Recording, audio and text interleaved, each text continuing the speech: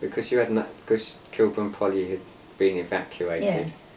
You had nothing to do with it, and Yeah. Auntie Marjorie said you could go and dance with Well, no, them. it was because that was my idea. She was having a bath, and I was talking to her, and I said, Well, she was having the bath. yeah, she was in the bath, and I was sitting on the top of I wasn't sitting on the loo. I was sitting on it as a seat, and she was talking about going up to do this at Liverpool, and I just happened to say, "Oh, isn't it a shame that I can't dance? Because I could come with you." Oh, and that's when she said, "I've told you, oh, kid," because she called everybody kid in those days. She said, "I'll put you through your paces," and for a month she did. For 4 weeks, she got, and I could hardly walk after that time. She knew which pantomime I was going into, and the Tillers are very regimented. They take it through the years. Mm-hmm. It's still the same one that they were doing when Mr. Tiller was alive. Yeah. And so she taught me all these things and loosened me up, and she took me up to the Tiller schools, and they watched me do a couple of things and said okay. I was taken on at £3 a week, and because I was hers, and the only thing was I couldn't be her niece, I had to be her sister. Because she's only 15 years older than Yeah. you. So she was Marjorie. And Did you find it hard though, because you were going in with dancing with all these Tiller girls who were professional dancers, and you were... oh no, I loved it because she'd put me through so much in the house. So you could do it all, I mean, all Yes, the kicking she and was stuff. she was a wonderful dancer, absolutely wonderful. And then when we went, she took me up, and I had to do a couple of kicks. As long as I could kick, that was fine, and I could. And couldn't now. And she so she took me back. Oh, then when we were fit, we had to have fortnight's rehearsal at Tiller schools. But that was anyway, whoever. So Auntie Marjorie was the captain of the troupe, and she ran it. So we had to go every day for 2 weeks, so that we knew all the numbers and everything, which we did. And then the next thing was we were getting on a train to Liverpool for another 2 weeks training in the theatre that we were going to be in. And Didn't you fall over getting on the train or something? I fell over running for the bus at Kenton Station, and Auntie Marjorie just said, "Get up! If you don't," we were running for the bus. She said, "I'm not going to hold the bus." She said, if you don't get up, you can't go." And she just carried on running, got on the bus, and I had to run up. None of my family have been very good at handing out bouquets to you, but I remember we were all in line ready for it, as you've seen that photograph. We had to stand, and then the curtain went up and we'd all start. I remember Auntie Marjorie saying to someone, I was worried she was going to freeze, but she said she didn't, she just got on with it, and I did. I had a wonderful time. So what were the best bits about being a dancer then? What were anything you remember? I just loved every bit of it. I knocked one girl out, because we had to, when you do a number, and there wasn't time for us to run round the back, that you had to run underneath the stage sort of, and I got up, I was running along, and I got up quickly and I did something and knocked this girl out completely. I don't know what I did, it was just that we had to run, and then you got stairs to run up. Oh golly, did you have to go into hospital, did she? No, she didn't. They managed, she was out for a couple of days. Was she alright with you afterwards? Oh yes, it wasn't my fault, because we were all, I was the youngest. I was younger than the juveniles. Right. Because I was 15, and because a lot of the juveniles are very short, and I just knocked her out.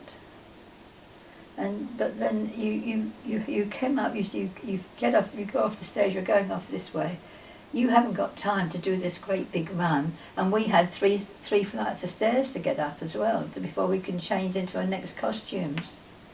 So, but I loved it. Did other dancers treat you as the baby of the group, or Yeah. Yeah. did you get special treatment? Did you? No. I just had to be Marjorie's sister. Yeah. No, didn't really.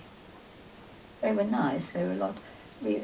You've seen some photographs, I have, and yeah. they were, not, they were quite nice. Where did you stay in Liverpool? In digs that Auntie had fixed up in Liverpool, and there was a girl called Leonie Cody.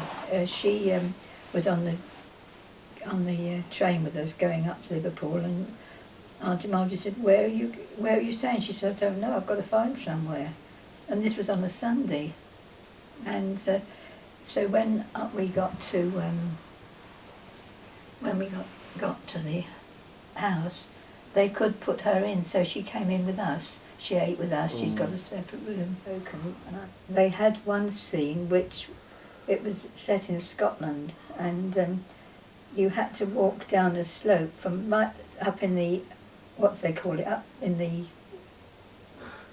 on the stage. What do they call it? Up in the right up in the eaves, rafters, don't know. no, Gods? yes, up in the gods. Well, it isn't the gods. It's on the circle. stage, but it's right up there. So you've got to get.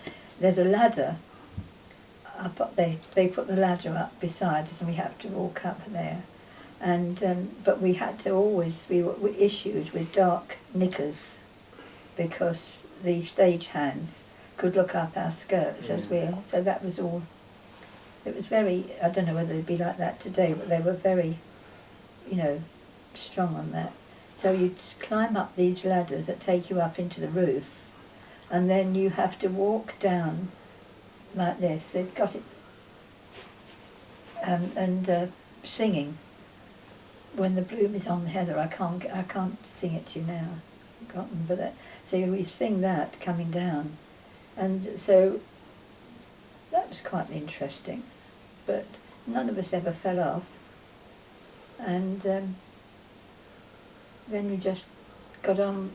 To be fair, you didn't have perhaps the Daintrees and the Tillers together. They did different numbers. The Daintrees did a super number where they're all dancing on big balls. They had these huge balls, and they stood on them. Each girl had her own ball, and that was marvellous. They did that. That's their special number.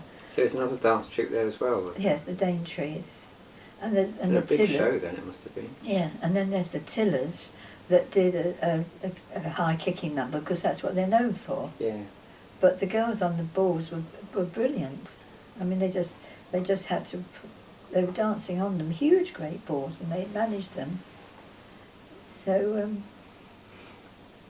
and then of course you've got the juveniles having their and they some of them are quite young, some of them are older than me, in fact, at the time.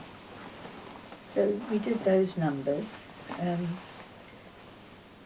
They had a number where they were in a forest and animals are dancing, and one of the girls who was in a bear was ill, so I said I'll take its place. I was busting to do it, but of course I couldn't see a thing, and I just kept hearing this voice, this way, we come this way, and there was a bar across the inside of it, and my head kept banging, but it was fun. Doing that. It's fun. And there are people that were well known in those days, but I can't recall the names now. And it was, I've got, as Mark remarked, there was one quick change that I used to start undoing my clothes, running up the stairs so I could get a quick change. And he got hold of Auntie Marjorie and said, "You must stop your sister doing that because it's not right for the men." Was he a crazy gang person? Yeah, I can't think of his name. He was one of the crazy gang people. But I can't think of his name, not a well-known one. But Monsieur Eddie Gray? Monsieur Eddie Gray, that's right. He knew.